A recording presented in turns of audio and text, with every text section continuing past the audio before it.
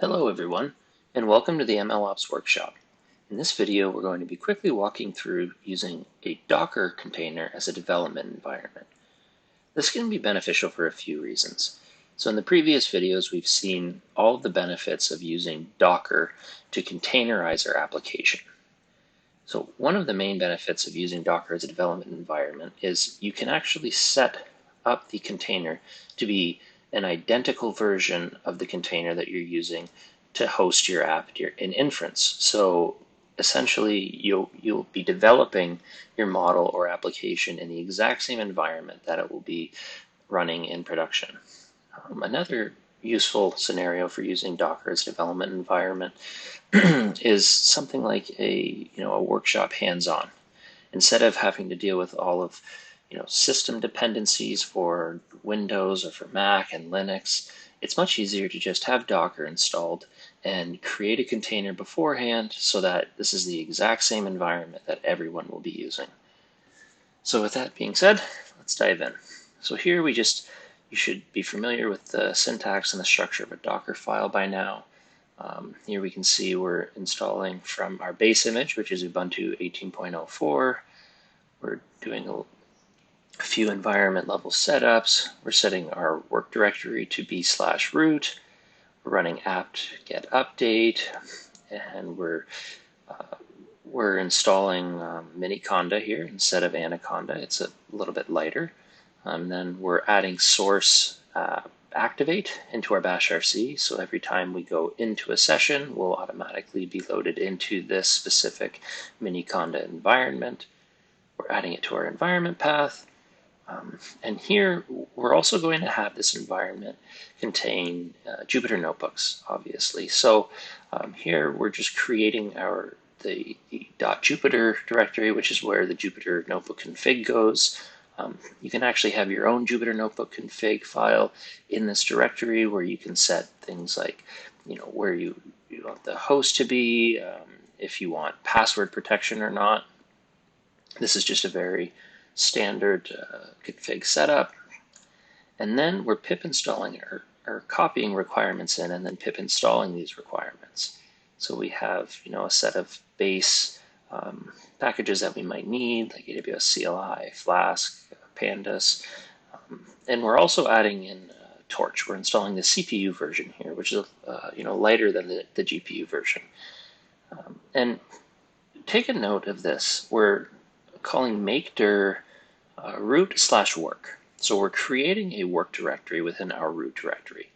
And then this entry point command is going to be Jupyter Lab, which is going to start up Jupyter Lab. And we're also going to pass in a few flags so that we don't have to pass in a password on startup.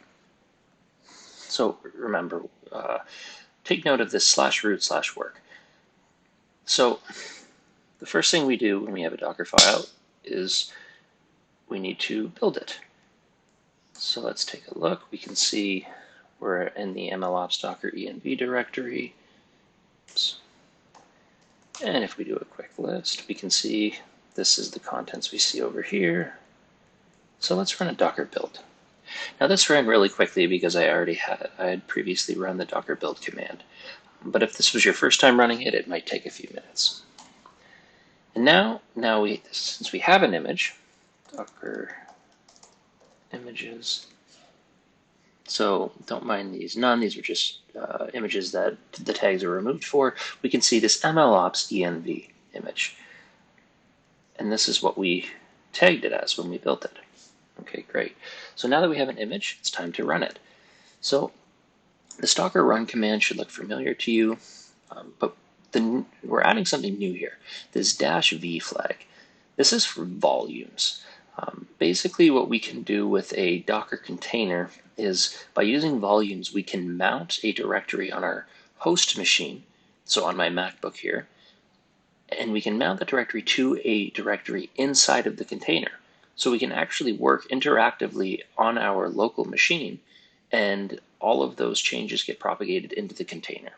So remember in the Dockerfile, when I said take note of this /root/work, I'm binding my this directory called local dir on my local computer to this directory in the container. And we'll see what this allows us to do in a minute. We're entering it in the interactive mode, so we'll be able to see the Jupyter Lab logging when it starts up. We're naming it MLOps CONT. We're exposing or binding the host machine's port 88888 to the same port on the container. And we're also going to expose port 5000 on the container and port 5000, bind that to port 5000 on our local machine. This way, during a workshop, if you're trying to experiment with Flask, for instance, we can set Flask to open up on port 5000 and we'll be able to access it directly from our browser. We're going to pass in the --rm so that when the container stops, it removes the container. It's just good hygiene with Docker. And we're going to run our MLOps env image. So let's run this. Oops, I think I need to... Okay, let's do rm.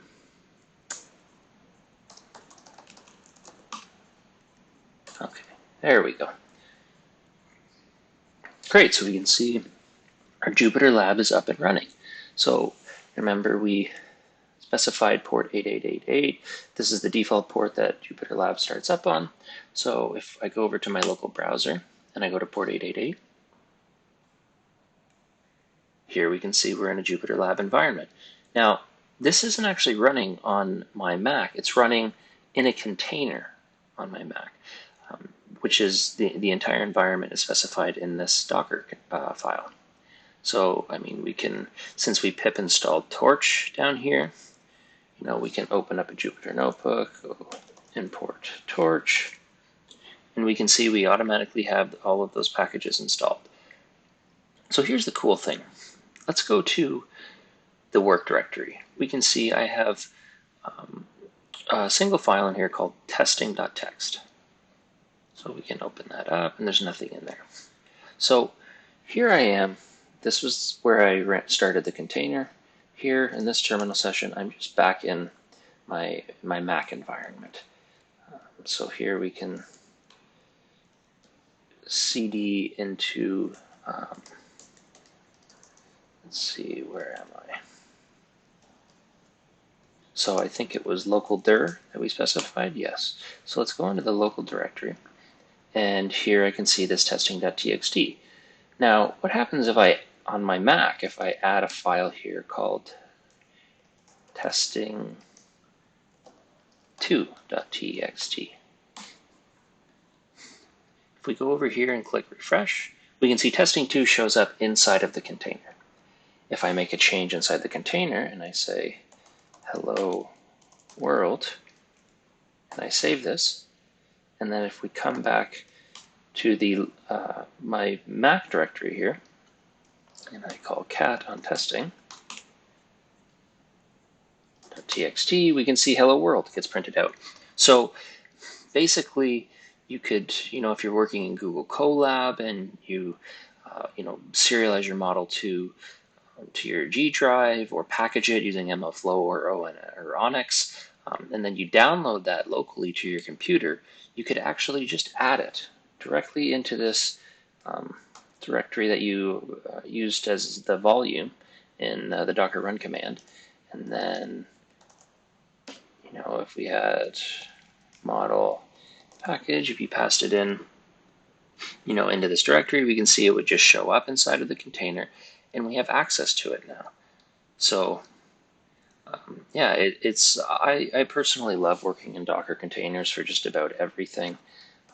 Like I said, there's a lot of advantages to doing it this way, and yeah, I think it's a great way to experiment and have a development environment set up.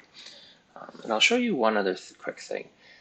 Let's say you want to copy something that's not in this work directory back to your local computer.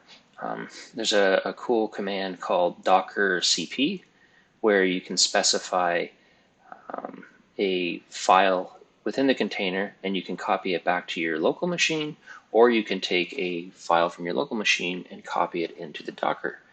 And I'll show you one other quick command. There's something called Docker Exec, which means execute. We're going to say execute in interactive mode, and we're going to name our container MLOps EONT, and we also have to pass in, just like in the bottom of a Dockerfile, we have to pass in an entry point. Here we have to pass in basically a command to run when it logs into our container. So if I put bash there, you can see it actually opens up this a bash session inside of our container, and we're inside of our Anaconda environment, or the Anaconda env that we created inside of the Dockerfile, and we can work with inside of our container programmatically, just like you would on your local Mac. We can see we have our untitled IPYMB, we can cd into work, and we can see here's our testing and testing 1, 2, 3, or testing 2. So it's like I said, I love working inside of Docker, even for a development environment, and it can be a great setup, especially for when you're going to workshops. And I want to show you one more quick example of how we can use Flask inside of a Docker container, for instance. So I'm going to minimize this, and let's go ahead, and here we can see I'm inside of, this is on my Mac, and I'm inside of the local directory, this local dir. Right, this is what we passed into the dash volume flag inside of the Docker run command. So we can see we have the exact same thing inside of our container as we have here. So, and we're still connected through the CLI into our container over here, right? So we can see we're seeing the same things. So let's go ahead and run. Let's create a new file, right? And let's save it as app.py. And inside of here, I'm going to create a base Flask setup. So we can see app.py, it's already been updated actually in our Jupyter lab. So we're going to save this. So, if we do an ls, we can see we have app.py. So just like in the Flask videos that you've watched previously, we can run Python app.py, and we can see Flask is up and running. And in our run command, if you remember, we passed in this -p 5000 5000. So our local computer 5000 is bound to the port 5000, which is being exposed on the Docker container. And we've now started up a Flask API on port 5000 inside of the container. So if we go to, this, and we go to port 5000 this time, we can see here we're getting our hello world, right? If we change this to hello world exclamation mark and we restart our server, we can see hello world exclamation mark. So, the main point I want to get across here is that you can actually use containers for a lot of things. You can use them just like an ordinary computer, really. And like I said, one of the main benefits you get from doing this is you can build and do development inside of the same type of environment that you're going to be running in production. And I mean, this can eliminate a lot of headaches down the road. So this is using Docker as a development environment, and I hope you enjoyed it.